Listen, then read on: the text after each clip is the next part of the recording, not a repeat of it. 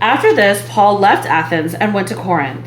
And he found a Jew named Aquila, a native of Pontus, recently came from Italy with his wife Priscilla, because Claudius had commanded all the Jews to leave Rome.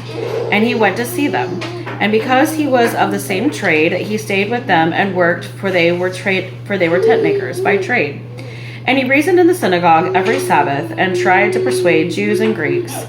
When Silas and Timothy arrived from Macedonia, Paul was occupied with the word, testifying to the Jews that the Christ was Jesus.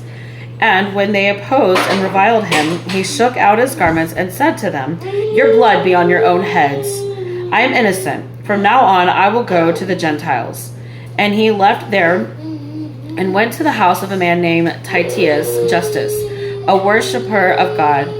His house was next door to the synagogue. Crispus, the ruler of the synagogue, believed in the Lord, together with his entire household, and many of the Corinthians, hearing Paul, believed and were baptized. And the Lord said to Paul one night in a vision, "Do not be afraid to go on speaking, and do not be silent, for I am with you, and no one will attack you to harm you. For I have many in the city who are my people." And he stayed 1 year and 6 months teaching the word of God among them. But when Gallio was proconsul of Achaia, the Jews made a united attack on Paul and brought him before the tribunal, saying, "This man is persuading people to worship God contrary to the law." But when Paul was about to open his mouth, Gallio said to the Jews, "If it were a matter of wrongdoing or vicious crime, O Jews, I would have reason to accept your complaint.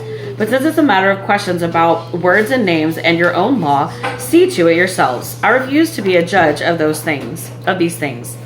And he drove them from the tribunal, and they all seized Sosthenes, the ruler of the synagogue, and beat him in front of the tribunal. But Gallio paid no attention to any of this.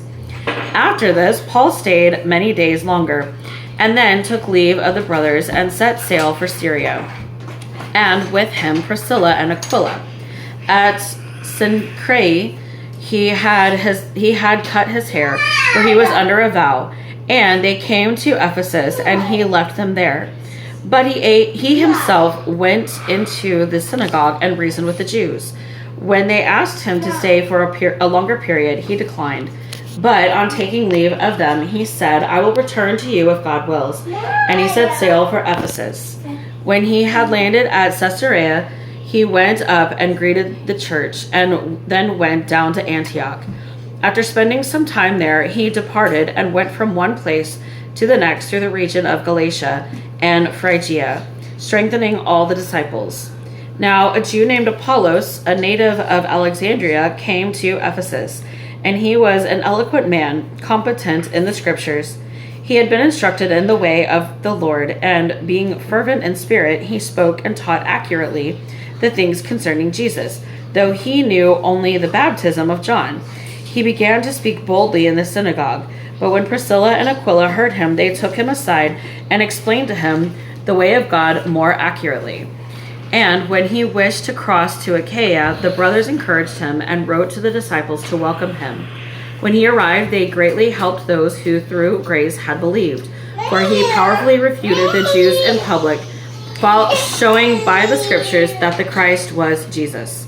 This is the word of Yahweh. Thanks be to God.